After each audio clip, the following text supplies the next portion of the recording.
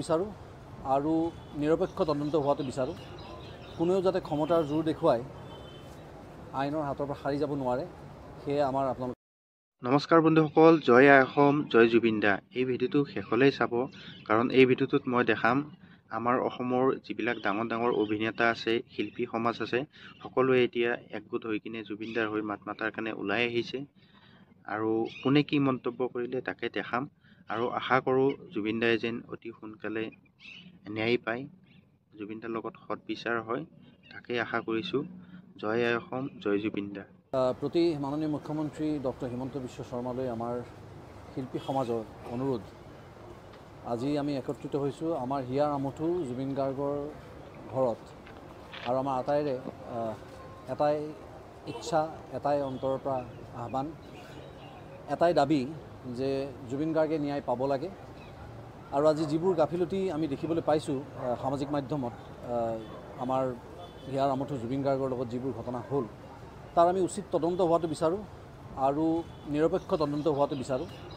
কোনেও যাতে ক্ষমতাৰ জোৰ দেখুৱাই আইনৰ হাতৰ পৰা সাৰি যাব নোৱাৰে, সেয়ে আমাৰ আপোনালোকৰ ওচৰত আস্থা, বিশ্বাস আৰু অনুৰোধ। আৰু বিশেষকৈ আমি এটাই ক'ব বিচাৰিছোঁ যে মুখ্য আকৰ্ষণ বুলি ইয়াৰ পৰা লৈ যোৱা জুবিন গাৰ্গক যেতিয়া তাত আমি হেৰুৱালোঁ, তাৰ পাছতো যদি আমি যিখিনি শুনিবলৈ পাইছোঁ যে তাত এই এনি ফেষ্টিভেলটো এটা অন্য নাম দি কণ্টিনিউ কৰা হৈছে, চলাই থকা হৈছে। গতিকে মই ভাবোঁ আৰু আমি আটাই ভাবোঁ যে যেনেকৈ দেশৰ বিপক্ষে মাত মতা মানুহজনক আমি দেশদ্ৰোহী বুলি কওঁ, এইটো এটা জাতিদ্ৰোহী অপৰাধ আৰু ই অক্ষমনীয়। আপোনাৰ ওচৰত মই কৃতজ্ঞতা জ্ঞাপন কৰিছোঁ, আপুনি যি তৎপৰতা দেখুৱালে প্ৰত্যেকটা ক্ষেত্ৰত। কিন্তু তাৰ মাজতে আমাৰ ক'বলগীয়া কিছু কথা আছে যে আজি আমি বিশেষ টুইট এটা আপোনাৰ পালোঁ যে আপোনালোকে শ্যামকানু মহন্তক ব্লেকলিষ্টেড কৰিছে। মই তাৰ বাবে আপোনাৰ ওচৰত মোৰ কৃতজ্ঞতা জনাইছোঁ, আমি আটাই আপোনাক ধন্যবাদ জ্ঞাপন কৰিছোঁ। কিন্তু ব্লেকলিষ্ট কৰাটো আমাৰ কাৰণে গুৰুত্বপূৰ্ণ এই কাৰণে নহয়, কাৰণ শ্যামকানু মহন্তক আপোনালোকে বা চৰকাৰে যদি আৰ্থিক সাহায্য দি বা আৰ্থিকভাৱে সহায় কৰি যদি এটা ফাংচন পাতিবলৈ সুবিধাও কৰি দিয়ে আগলৈও, অসমৰ ৰাইজে কিন্তু অলৰেডি তেওঁক ব্লেকলিষ্ট কৰিছে। গতিকে সেইটো আমাৰ কাৰণে নতুন খবৰ নহয়। গতিকে আমি অলৰেডি তেওঁক ব্লেকলিষ্ট কৰিছোঁৱেই। গতিকে আমাক এতিয়া উচিত তদন্ত লাগে, আৰু যিখিনি মানুহ আজি এই দুৰ্ঘটনাটোৰ বাবে দায়ী, তেওঁলোক যাতে ট্ৰায়েললৈ আহে, সেইটো কাৰণে তেওঁলোকক অতি শীঘ্ৰে এৰেষ্ট কৰি আমাৰ ওচৰলৈ আনিব লাগে। আৰু প্ৰতিটো কথা ৰাইজৰ জুবিন অনুৰাগী সকলোৱে যাতে গম পাই থাকে, সেইটোৱে আমি আপোনালোকৰ ওচৰত অনুৰোধ জনাইছোঁ আমাৰ। আৰু এই প্ৰক্ৰিয়া যাতে নিৰপেক্ষ হয়, তাকে আমাৰ আপোনাৰ ওচৰত কৰজোৰে অনুৰোধ। আৰু কোনো ধৰণৰ গাফিলতি নহয় যাতে। বাকী আমাৰ সতীৰ্থসকলে যদি কোনোবাই কিবা ক'ব বিচাৰে ক'ব পাৰে। এটা দুখ খবৰ সকলোৱে জানে, আৰু এতিয়া আমি সকলোখিনি শিল্পী সমাজ আগবাঢ়ি আহিছোঁ, তথা শিল্পী সমাজে অসমৰ সমূহ জনতাৰ প্ৰতিনিধিত্ব কৰি আপোনাক এটা কথাই ক'ব বিচাৰিছোঁ, ডক্টৰ হিমন্ত বিশ্ব শৰ্মা ডাঙৰীয়া, আপোনাক যিহেতু আপুনি যিখিনি কৰণীয় কৰিলে সেইখিনি সঁচাকৈ এজন ডাঙৰ ককাই হিচাপে কৰিলে, আপোনাক ধন্যবাদ জ্ঞাপন কৰিছোঁ। ঠিক একেদৰে যিখিনি ৰবি শৰ্মা ডাঙৰীয়াই ক'লে, সেই কথাখিনি সৰুগত কৰি আপুনি যদি এই তদন্ত ক্ষিপ্ৰতাৰে আৰু সোনকালে যদি কৰে, যিসকল আওতাত আহিছে তেখেতসকলক যদি আনি ধৰি আপোনালোকে সঁচা কাহিনীখিনি উলিয়াই, তেতিয়াহ'লে অন্ততঃ জুবিন গাৰ্গে ন্যায় পাব বুলি আশা কৰিছোঁ। গতিকে বিশেষ একো নকওঁ, যিহেতু চাওক আমি ওলাই আহিছোঁ, জনতা ৰৈ আছে আপোনাৰ বাবে, আপোনাৰ আশাত আমি ৰৈ আছোঁ।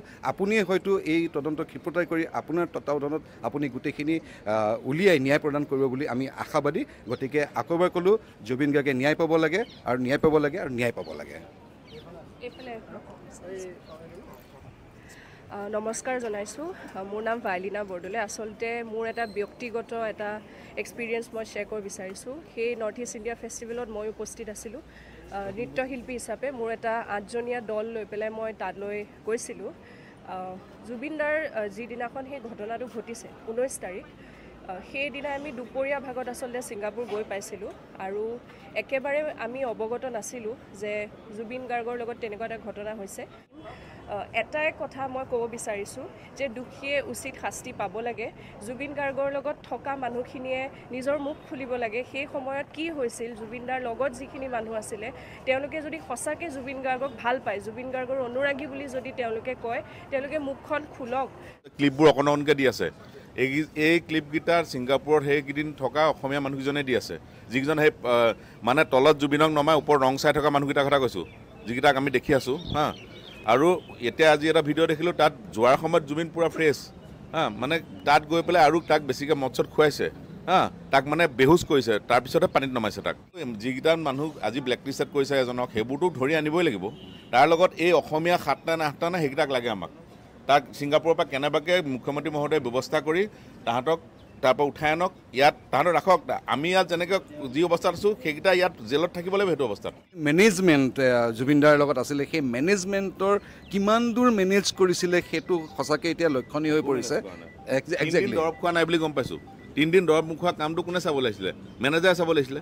নহ'লে মেনেজাৰে যদি ফূৰ্তি কৰিবলৈ গৈছিলে কাৰোবাক লৈ যাব লাগিছিলে জুবিনৰ দৰৱ খাবলৈ। ইয়াত এতিয়া দৰৱ খুৱাই দেখোঁ বৰাই চাই দিয়ে, চিকিউৰিটিয়ে দৰৱ খুৱায়, গৰিমাই খুৱায়। তাতে সি লৈ গৈছে মানে কি তাৰ কাম আছিলে নে দৰৱটা? 3 দিন দৰৱ নোখোৱা মানুহলে কিবা এটাতো প্ৰব্লেম হ'বগৈ না। আমি শুনা পাইছিলোঁ যে মানে এই যেতিয়া মাইকেল জেকচন ঢুকাইছিলে, ঢুকাওঁতে তেওঁৰো তেনেকৈ এটা মানে পাৰ্চনেল এটা টীম আছিলে, ডক্টৰৰ টীম আছিলে। তেওঁলোকৰ গাফিলতিৰ কাৰণে যে মাইকেল জেকচন ঢুকাইছিল, তেওঁলোকে জেল খাটিবলগীয়া হৈছিল, তাৰ কাৰণে জেল খাটিবলগীয়া হৈছিল। গতিকে এনে নৰ্মেল মানুহ এজনে কিবা এটা কাৰোবাৰ নেগলিজেঞ্চৰ কাৰণে ঢুকালে, যদি কাৰ কাৰণে নেগলিজেঞ্চৰ কাৰণে ঢুকাইছে, তেতিয়া সেই মানুহকেইজনে একো জেলো খাটিবলগীয়া নহয়, একো কৰিবলগীয়া নহয়। কিন্তু আমি কাক হেৰুৱাইছোঁ সেইটো চাব লাগিব। আমি জুবিন গাৰ্গক হেৰুৱাইছোঁ। জুবিন গাৰ্গ নৰ্মেল মানুহ নহয় তাৰমানে। গতিকে সেই মানুহজন যিমান ডাঙৰ সত্তা, সিমান তেওঁৰ মানে টীমটো তেনেকুৱা সজাগ হ'ব লাগিছিলে। যদি নোৱাৰে তেতিয়াহ'লে তেওঁলোকে বেলেগ এজন মানুহ লৈ যাব লাগিছিলে। এটা মানে আমি ক্ৰিমিনেল অফেন্স বুলিয়ে ধৰিম তাৰমানে আমাৰ ফালৰ পৰা। আচলতে আমাৰ শিল্পী সমাজে যিটো আমি বিচাৰিছোঁ, যিটো বিচাৰি আমি আজি ইয়াত একগোট হৈছোঁ, এই কথাটোৰ এটা আচৰিত লগা দিশে হ'ব পাৰে চাগে। কাৰণ আজি 19 তাৰিখে হোৱা ঘটনাটোৰ আজিলৈকে কোনো এজন মানুহ আমাৰ ইয়াত আমাৰ অসমত চাগে উপস্থিত নাই। গতিকে আমাৰ চৰকাৰে হওক বা আমাৰ প্ৰশাসনে হওক, বাকী আইনে ক'ব, সময় ক'ব, তদন্তই ক'ব যে তাৰ উত্তৰটো কি হয় বা তেওঁলোকে কি কৰিলে কি নকৰিলে তেওঁলোক দোষী নহয় সেইটো সময়ত ওলাব। কিন্তু তেওঁলোক বৰ্তমান আচলতে আমাৰ তদন্তৰ আওতালৈ আহিব লাগিছিলে ইমান সময়। আচলতে আচৰিত লগা অকণমান আচৰিত লগা কথাটো সেইটোৱে। চ' মুখ্যমন্ত্ৰী মহোদয়ক আমি এইটো অনুৰোধ জনাইছোঁ যে অনতিপলমে তেওঁলোকক যাতে অসমলৈ অন্ততঃ যিকেইজন অসমৰ মানুহ সেইকেইজন অন্ততঃ অসমলৈ আহক, আৰক্ষীৰ জিম্মাত আহক, আৰক্ষী তদন্ত আৰম্ভ কৰক। আৰু ক্ষীপ্ৰ গতিকে তদন্ত চলিলেহে আচলতে অসমৰ ৰাইজে, অসমৰ সকলোৱে এটা সদুত্তৰ পাব বুলি আমি আশা কৰিব পাৰোঁ। আৰু আমি জাষ্টিছ ফৰ জুবিন গাৰ্গ বুলি এখন ডিজিটেল পিটিশ্যনৰ ষ্টাৰ্ট কৰিছোঁ, আমি কেম্পেইন কৰিছোঁ। ইতিমধ্যে সকলোৱে চাইন কৰিছে, তাৰ পৰা বুজাই যায়। তাৰোপৰি মই আৰু এটা কথা কওঁ, তাত আছাম এছ'চিয়েশ্যনৰ যিমানকেইজন মানুহ আছিলে আটাইকেইজন অসমীয়া হয়, আৰু জুবিন গাৰ্গ আমাৰ অসমীয়া সম্পদ হয়। আৰু তেওঁলোক যদি অসমীয়া হয়, তেওঁৰ প্ৰতি যদি অলপো মৰম আছিলে, তেতিয়াহ'লে আজি পৰ্যন্ত কিয় তেওঁলোকে স্পষ্টীকৰণ দিয়া নাই? তো মই ভাবোঁ মাননীয় মুখ্যমন্ত্ৰী ডাঙৰীয়া, তেওঁলোকৰ ওপৰতো আপুনি বিহিত ব্যৱস্থা লওক, তেওঁলোকে সঁচা কথাখিনি কওক, আমি তেতিয়াহে সকলো ঘটনা গম পাম। এইটো এটা এবছলিউট মেনেজমেণ্টৰ ফেইলিয়াৰ হয়। আমি ইয়াৰে উচিত তদন্তটো বিচাৰিছোঁ। ধন্যবাদ।